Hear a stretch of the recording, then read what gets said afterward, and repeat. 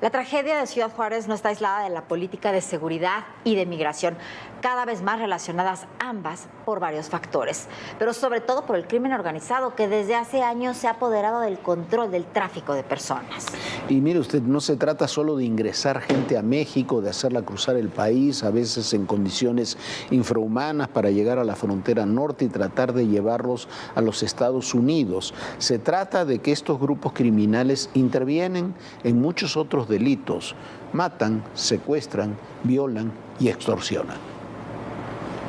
Bueno, y los secuestros de migrantes se han convertido ya en un tema de investigación del FBI, porque muchos de estos casos, los rescates, se solicitan a familiares que viven precisamente en los Estados Unidos.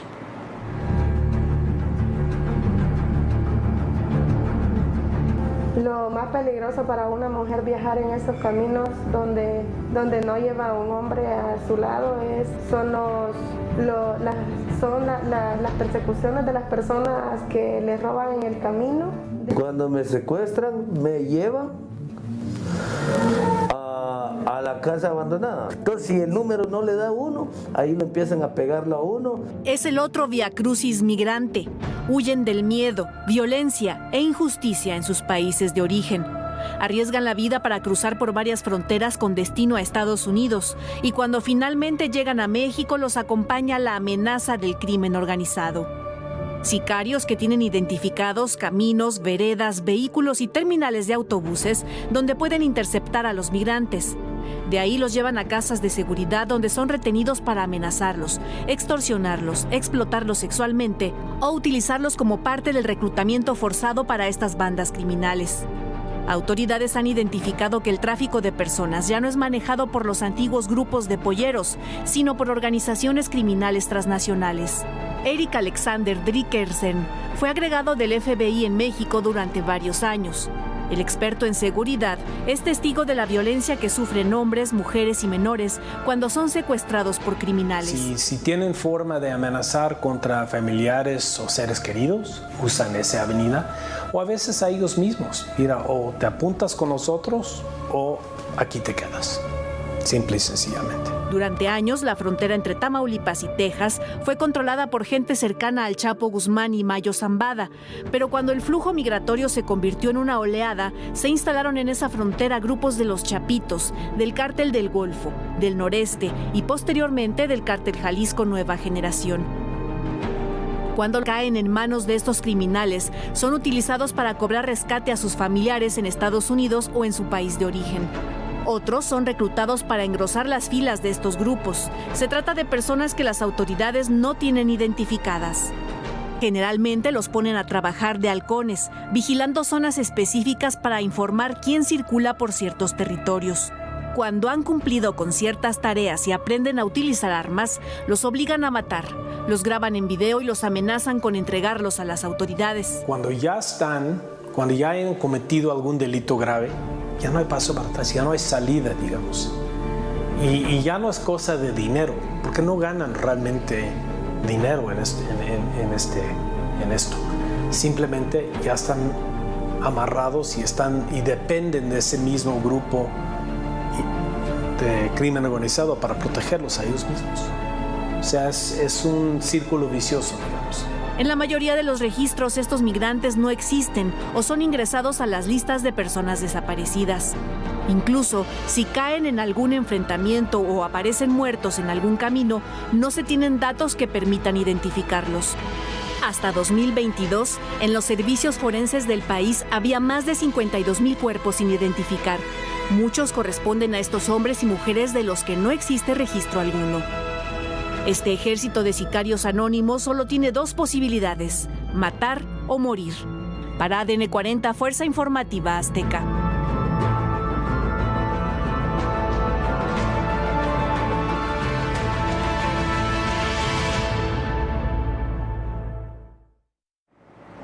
Bueno, ese es uno de los aspectos cruciales que hay que ver en el tema de la migración y que tiene relación directa con todo lo que se está viviendo en el tema migratorio, la participación clara del crimen organizado en esos flujos migratorios. Y bueno, y finalmente parece que por lo menos en estos capítulos concluyó la telenovela del INE.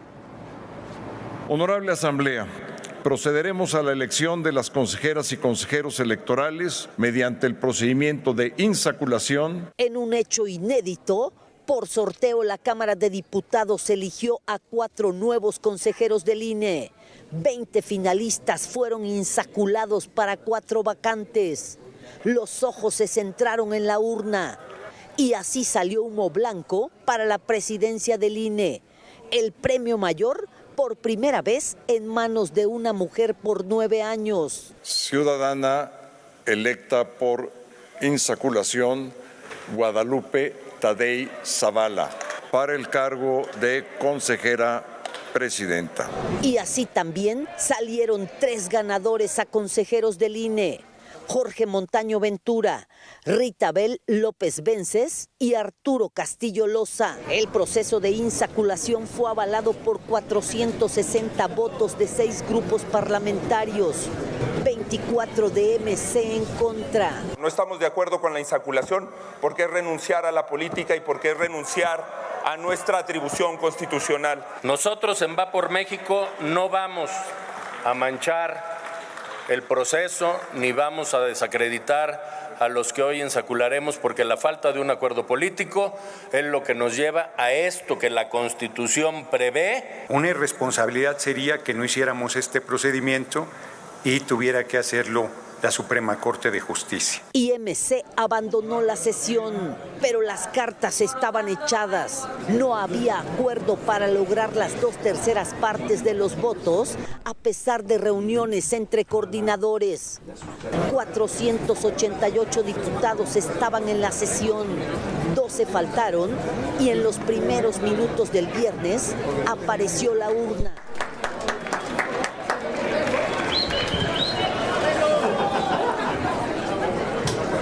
Los 4 nuevos consejeros del INE entrarán en funciones el 4 de abril y durarán 9 años. Fue una sesión histórica. A falta de acuerdo, usaron el sorteo que desde el 2014 contempla la reforma electoral. Y después de la maratónica sesión, los diputados tomaron vacaciones de Semana Santa. 10 días. Regresarán el martes 11 de abril. Maxi Peláez, Fuerza Informativa Azteca. Hay que ponerle un nombre, un rostro. ¿Y qué vienen? Todas las demandas internacionales. Una ciudad tan complicada como es la Ciudad de México. Ya llegamos a Aguililla, esta ciudad, la entrada a la Tierra Caliente.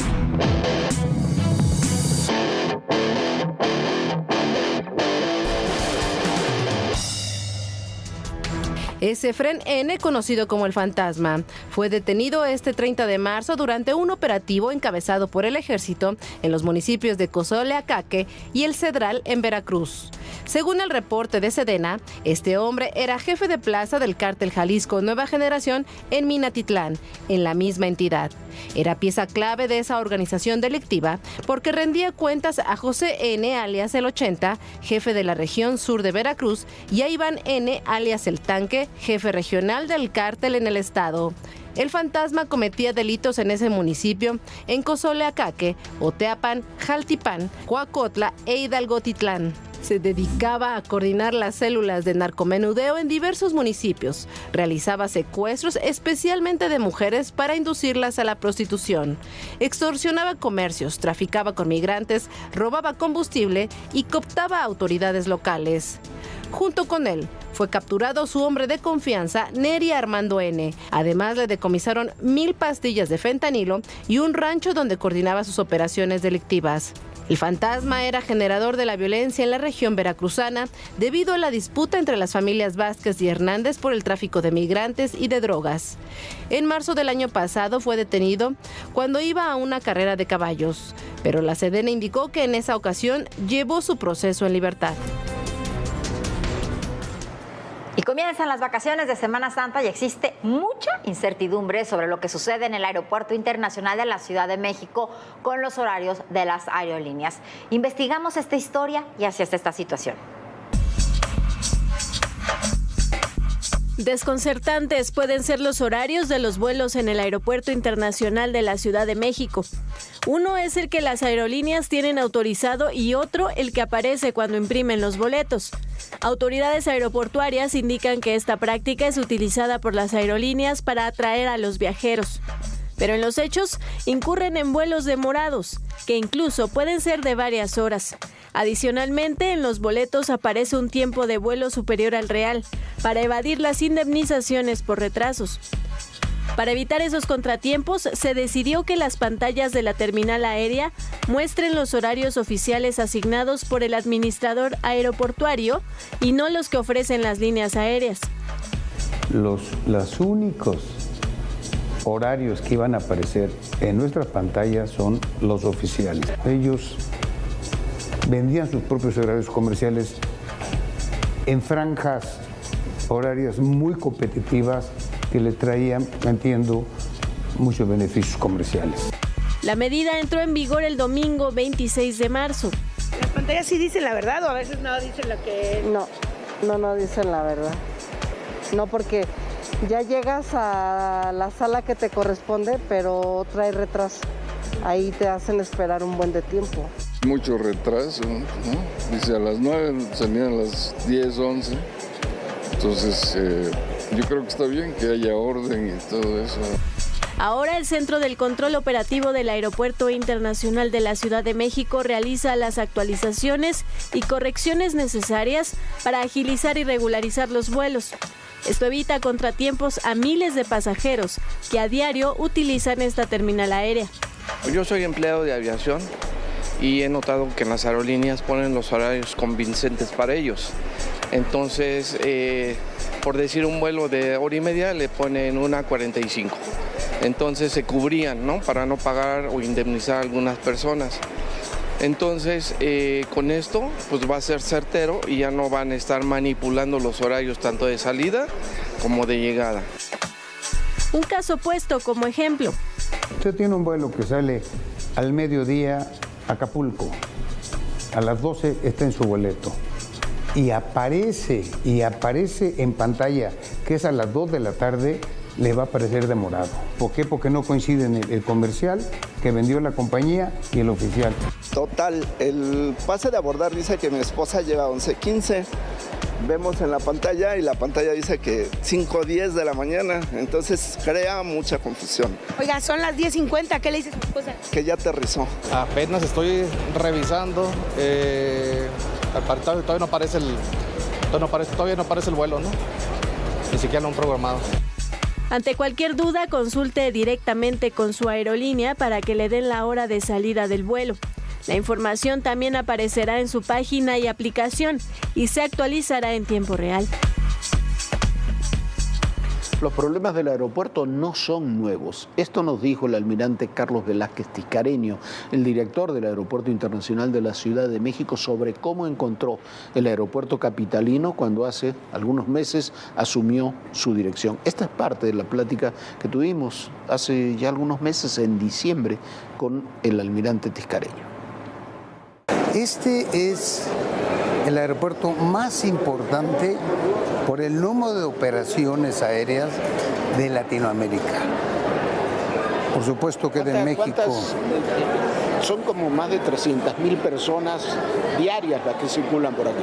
Diarias, ahorita en esta estamos teniendo un promedio de pasajeros 135.000 personas, más las que trabajamos aquí, más los que vienen a recoger a su familia, más los locatarios que tienen negocios aquí.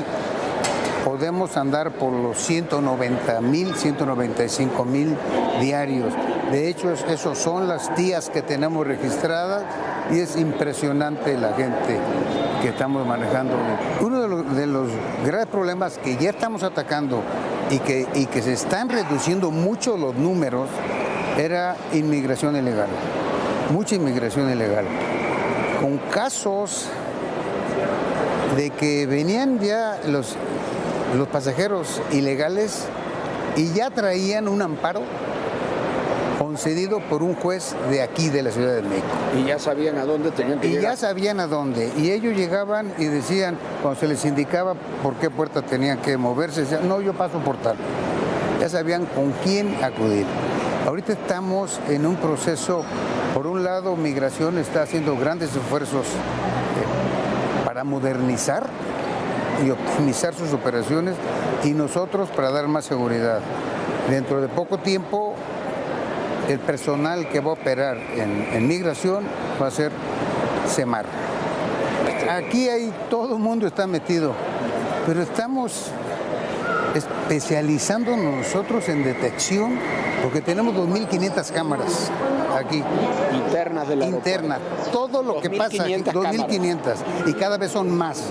Estamos encontrando cada vez más espacios ciegos en donde podemos todavía meter más y más cámaras para tener el control total. Hay quejas de que demoran mucho las maletas en llegar, sobre todo cuando vienen de Sudamérica o del Caribe. Sí, cuando baja el avión, el personal que descarga de la panza, así se dice, panza, de la panza del avión, es personal contratado por una línea aérea. Si viene del extranjero, tiene que pasar por rayos X. Sí. Si viene nacional, no. En el momento en que las bajan, la ponen en un carrusel, pasan por rayos X o no, según el caso, y lo ponen en las bandas, el problema es nuestro. Ahí no hay problema. Normalmente ya está el pasajero esperándola. Pero el trabajo de maletas no se puede acortar, es totalmente manual. Y ahí es donde estamos muy pendientes con las cámaras, observando a los que están trabajando, descargando las maletas desde la panza para ver los que las abren y roban. Y el día que más mal nos va son 3 maletas abiertas, aperturadas, que le robaron algo, con daños las maletas. 3 casos. De esos 3, normalmente resolvemos 2. Son 135,000 pasajeros que o aterrizan o despegan aquí. Bueno, y vamos a otro tema, la masacre en Nashville, en los Estados Unidos, donde fueron asesinados 3 maestros y 3 niños de 9 años, volvió a poner en el debate el tema de las armas de asalto. Mire, un tema de las armas de asalto que tiene demasiados ámbitos. Es gravísimo lo que ocurre en Estados Unidos en este sentido. Esta semana el Washington Post, el influyente periódico Washington Post, publicó un amplísimo reportaje, a mí me encantó, sobre el arma más popular y más letal entre los estadounidenses. Los estadounidenses que aman las armas, aman también el fusil AR-15. Es el mismo que mata a estadounidenses, pero que mata a decenas de miles de mexicanos cada mes en nuestro país. Así es como se ve el impacto de la bala de un AR-15. Puede atravesar el cuerpo de una persona y seguir su trayectoria si no hay algo muy sólido que lo detenga. Este rifle de asalto es el de mayor demanda entre los estadounidenses, quienes a través de la segunda enmienda adquieren este tipo de armas desde temprana edad. Creado en 1959, desde su salida al mercado comercial en 1964, el AR-15 es para muchos el objeto del deseo. El diario The Washington Post documentó su evolución y transformación con el paso del tiempo. Si en un principio se vendía como un arma moderna para la caza, en los años 80 y 90, con el aumento de robos y asaltos a casa-habitación, este rifle proyectó seguridad.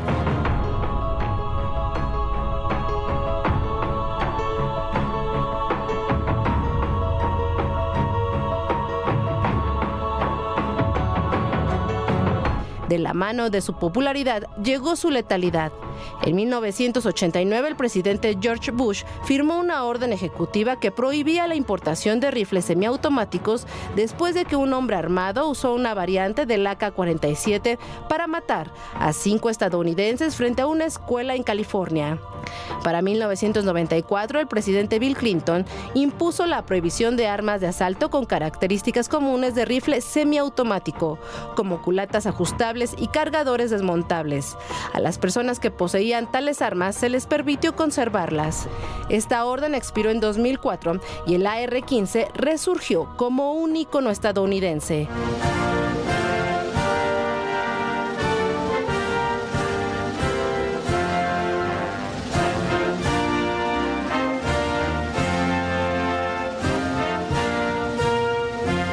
Además, el lanzamiento de videojuegos tácticos como Call of Duty le dieron más impulso al AR-15.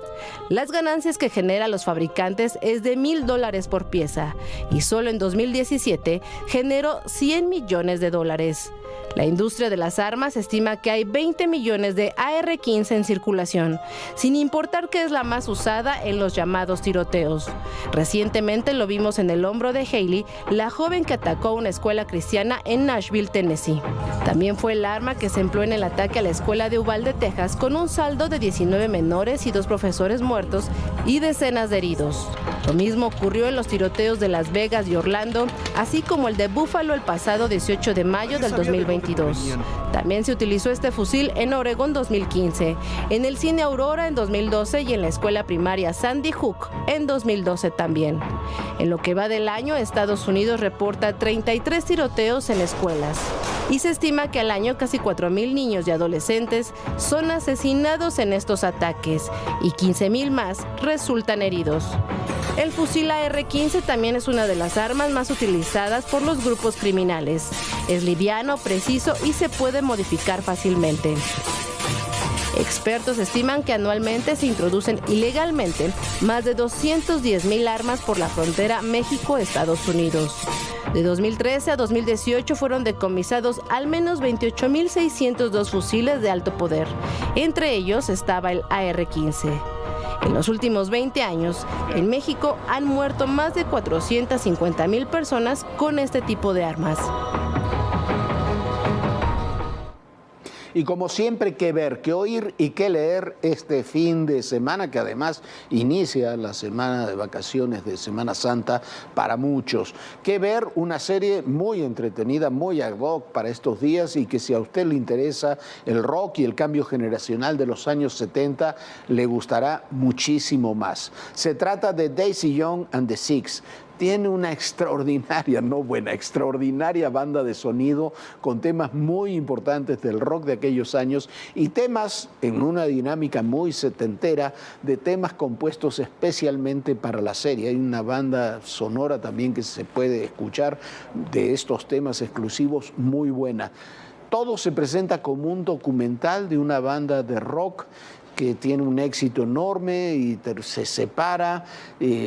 ¿Por qué? Porque en sus historias y personajes, amores y desamores, conflictos de todo tipo, llegan a una ruptura. La historia se parece mucho a la historia verdadera de Fleetwood Mac. Incluso la personaje de Daisy Jones se parece mucho a Stevie Nicks, pero bueno, la historia, la verdad, vale mucho la pena, es muy entretenida. El personaje principal, el de Daisy Jones, lo protagoniza Danielle Riley Snow. Es hija de Lisa Maria Presley y nieta de Elvis Presley. Así que de eso, de sexo, drogas y rock and roll, le deben haber platicado o debe haber escuchado mucho, pero ya seriamente es una gran actriz que actúa y canta además muy, pero muy bien. ¿Qué oír? Si usted lo que quiere en estos días es relajarse y escuchar muy, pero muy buena música, le recomiendo Yasmín. Es un disco del pianista Kay Jarrett y del bajista Charlie Haden. Fue grabado en el estudio de la casa de Jarrett en 2010. En muy pocos días y solo participan esos dos grandes músicos. Es un disco francamente hermoso, con recreaciones de temas de jazz tradicional que se pueden escuchar una y otra vez, solamente el piano y el bajo. Jarrett lamentablemente ha dejado la música, aquejado de una enfermedad degenerativa. Haydn murió en 2014, pero dejaron juntos varios discos fantásticos. Este es quizás el menos conocido, el más intimista y para mí, de los varios que hicieron, el más bello. ¿Qué leer? Le voy a recomendar una lectura para la playa y que va de la mano con la serie de Daisy Jones. Va a ver, se trata del libro El otro Hollywood. Su autora, Eve Babbitt, que dice en la presentación que ella se parecía a Brigitte Bardot y era la ahijada de Stravinsky, fue la musa de Los Ángeles de los años 60 y 70. Y publicó estas memorias cuando apenas tenía 30 años. Desde los 16 años estaba ahí Ed. fotógrafa, escritora. Eve combinó la California más liberal con la élite cultural de los años 60 y 70. Como dice en el libro, Jim Morrison le dedicó, el de los Doors, le dedicó una canción, trascendió cuando apenas tenía 18 años. Hay una foto icónica que está incluso en un museo. Se dejó fotografiar jugando desnuda al ajedrez con Marcel Duchamp, presentó a Dalí con Frank Zappa y fue amante de Morrison, de Harrison Ford, de los artistas pop y hermanos Ed y Paul Ruska y de Steve Martin, entre muchos, muchos otros.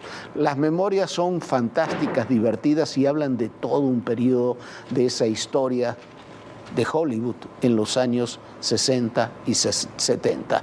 Eve murió en diciembre del 2021, pero desde hace unos años se ha redimensionado mucho su obra y su vida. Este libro es realmente interesante y divertido, Viviana. Así está, Jorge, muchas cosas que ver, muchas recomendaciones para esta Semana Santa que ya inicia.